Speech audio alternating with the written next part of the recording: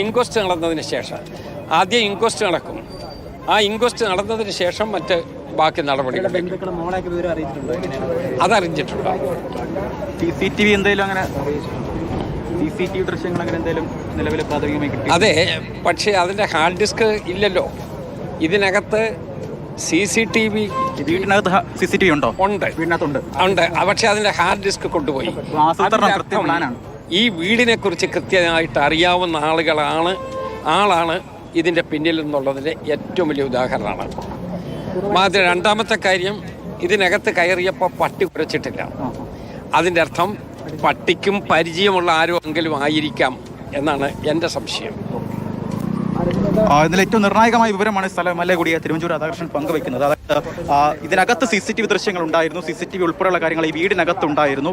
പക്ഷേ അത്തരത്തിലുള്ള CCTV ദൃശ്യങ്ങൾ ഹാർഡ് ഡിസ്ക് ഉൾപ്പെടെയുള്ളവ ഈ പ്രതി കൊണ്ടുപോയിട്ടുണ്ട്. കാരണം കൃത്യമായിട്ടുള്ള ഒരു പ്ലാൻ ചെയ്തിട്ടുള്ള ഒരു മർഡറാണ് നടത്തിയിട്ടുള്ളതെന്നുള്ള കാര്യമാണ് സ്ഥലം പോലീസും അതുപോലെ തന്നെ സ്ഥലം MLA ഒക്കെ തന്നെ പങ്കുവയ്ക്കുന്നത്. മറ്റേ പ്രധാനപ്പെട്ട അവസ്ഥയാണ് ഇപ്പോൾ സ്ഥലം MLA ആയിട്ടുള്ള തിരുവഞ്ചൂർ രാധാകൃഷ്ണൻ അകത്ത് കയറിയ ശേഷം പങ്കുവയ്ക്കുന്നത്. അങ്ങനെയെങ്കിൽ ഒന്ന് രണ്ട് കാര്യങ്ങൾ അദ്ദേഹം പറയുന്നത്, കൃത്യമായും ആ വീടിനെ കുറിച്ച് അറിയാവുന്ന ഒരു വ്യക്തിയാണ്.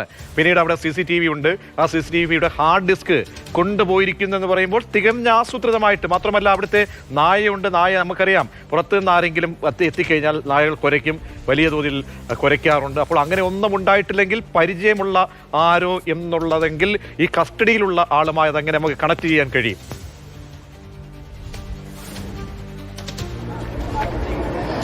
പ്രതീക്ഷ, അത് തന്നെയാണ് ഏറ്റവും പ്രധാനപ്പെട്ട കാര്യം എന്ന് പറയുന്നത്. കാരണം ഈ കസ്റ്റഡിയിലുള്ള ആസാം സ്വദേശിയായിട്ടുള്ള അമിത് എന്ന ആൾ തന്നെയാണ് ഇത്തരത്തിൽ ഈ കൊലപാതകം ചെയ്തതെന്ന് സംശയം പോലീസ് ഏതാണ്ടൊക്കെ അങ്ങ് ഉറപ്പിക്കുകയാണ്. ഇനി വേണ്ടത് കൃത്യമായിട്ടുള്ള തെളിവുകളും സാക്ഷി, പ്രത്യേകിച്ച് ഈ CCTV ഉൾപ്പെടെയുള്ള തെളിവുകളൊക്കെയാണ് ഇതിന് വേണ്ടതെന്ന് പറയുന്നത്. കാരണം ഈ വീടുമായി ബന്ധപ്പെട്ട് കൃത്യമായ രീതിയിൽ അറിയാവുന്ന ആൾ തന്നെയാണ് ഈ കൊലപാതകത്തിന് പിന്നിലെന്ന് പോലീസ് ആദ്യഘട്ടം മുതൽ പറയുന്ന ഒരു കാര്യമാണ്. അത് തന്നെയാണ് തിരുവഞ്ചൂർ രാധാകൃഷ്ണൻ ഉറപ്പിക്കുന്നത്. കാരണം പട്ടി കുരച്ചിട്ടില്ല. 2 പട്ടികളുള്ള വീടാണ്. ഇത്തരത്തിലൊരു ക്രൂരമായ രീതിയിൽ കൊലപാതകം നടക്കുന്ന സമയത്ത് പട്ടികളൊന്നും തന്നെ കുരച്ചിട്ടില്ല. മറ്റെന്തെങ്കിലും പട്ടികൾക്ക് എന്തെങ്കിലും നൽകിയിട്ടാണോ ഇത്തരത്തിൽ പട്ടികൾ ആ സമയത്ത് കുരയ്ക്കാതിരുന്നെന്ന് സംശയമുണ്ട്. മറ്റല്ല, ഈ വീടുമായി കൃത്യമായുള്ള പരിചയമുള്ള ആളാണ്. അതുകൊണ്ട് തന്നെയാണോ പട്ടികൾ കുരയ്ക്കാത്തതെന്ന് സംശയമുണ്ട്. കാരണം നമുക്ക് നേരത്തെ നമ്മൾ ഈ വീടും സ്ഥലമൊക്കെ നമ്മൾ പരിചയപ്പെടുത്തിയതാണ്, പങ്കുവച്ചതാണ്. കാരണം വീടെന്ന് പറയുന്നത് റോഡ് സൈഡിലുള്ള വീടാണ്. ഇത്തരത്തിലൊരു കൊലപാതകം നടന്ന പട്ടികൾ കുരച്ച് കഴിഞ്ഞാൽ സ്വാഭാവികമായി റോഡിന് പുറത്ത് ആളുകളൊക്കെ അറിയാൻ സാധ്യതയുണ്ട്. റോഡിൽ ഇഷ്ടംപോലെ വാഹനങ്ങൾ പോകുന്ന ഒരു പാത കൂടിയാണ്. അങ്ങനെ വാഹനങ്ങൾ അത്തരത്തിലുള്ള ഒരു സാധ്യതകൾ കൂടിയുണ്ട്. പക്ഷേ ഈ സമയത്ത് പട്ടി കുരച്ചിട്ടില്ല എന്ന് പറയുന്നത് ഏറ്റവും പ്രധാനപ്പെട്ട കാര്യമാണ്. സ്വാഭാവികമായും ഈ വീടുമായി ബന്ധപ്പെട്ട് ഏറ്റവും അടുത്ത് നിൽക്കുന്ന ആളുകൾ തന്നെയാണ് ഇതെന്നത് പോലീസ് ആദ്യഘട്ടം മുതൽ പങ്കുവയ്ക്കുന്ന ഒരു സൂചനയാണ്. 2, ഈ വീട്ടിൽ CCTV ദൃശ്യങ്ങളുണ്ട്. വീടിനകത്ത് CCTV ഉണ്ട്. പക്ഷേ ആ CCTVയുടെ ഹാർഡ് ഡിസ്ക് ഉൾപ്പെടെയുള്ളവ ഈ പ്രതി എടുത്തുകൊണ്ട് പോയിരിക്കുകയാണ്. അങ്ങനെയാണെങ്കിൽ ഇത്തരത്തിൽ ഈ വീടുമായി ബന്ധപ്പെട്ട് നേരത്തെ അറിയാം. കാരണം വിരലടയാളം ശേഖരിക്കണം. അപ്പോൾ ആളുകളൊക്കെ സഹകരിക്കണം എല്ലാവരും. കാരണം പുറത്തുനിന്ന് ആരെയും അകത്തേക്ക് കയറ്റുന്നില്ല. വിരലടയാളം വളരെ പ്രധാനപ്പെട്ടതാണ്. അപ്പോൾ അത് ശേഖരിക്കുന്ന അങ്ങനെയുള്ള നടപടികൾ, ശാസ്ത്രീയമായ നടപടികളൊക്കെ എങ്ങനെ പുരോഗമിക്കുന്നുണ്ട്?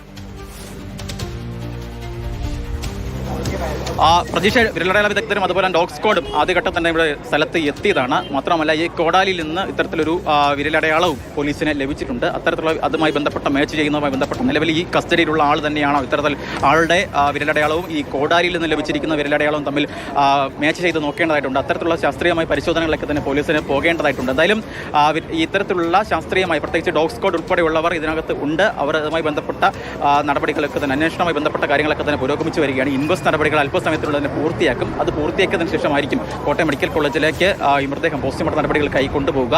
എന്തായാലും ഏറ്റവും പ്രധാനപ്പെട്ട കാര്യം എന്ന് പറയുന്നത് ഈ വീടുമായി ബന്ധപ്പെട്ട് വീട്ടിലെ ആൾക്കാരെയൊക്കെ ഏറ്റവും അടുത്തറിയാവുന്ന ആൾ തന്നെയാണ്. ഇത് മോഷണശ്രമമല്ല, കൃത്യമായ രീതിയിലുള്ള പ്ലാൻ ചെയ്ത് നടത്തിയ കൊലപാതക നിലയിലേക്ക് തന്നെ കാര്യങ്ങൾ എത്തുകയാണ്. അതുമായി ബന്ധപ്പെട്ട നിഗമനത്തിലേക്ക് തന്നെയാണ് പോലീസ് എത്തിയിരിക്കുന്നതിലും ആസാം സ്വദേശിയായിട്ടുള്ള അമിത് എന്ന് പറയുന്ന ആളെ പോലീസ് ഇതിനോടകം തന്നെ കസ്റ്റഡിയിൽ എടുത്തിട്ടുണ്ട്. അയാൾ തന്നെയാണോ ഇത്തരത്തിൽ ക്രൂരകൃത്യം നടത്തിയതെന്ന് സംബന്ധിച്ച് ഒരു നിഗമനത്തിലേക്ക് മാത്രമാണ് ഇനി എത്തേണ്ടത്. അതുമായി ബന്ധപ്പെട്ട നിഗമനത്തിലേക്കാണ് ശേഖരിക്കുക.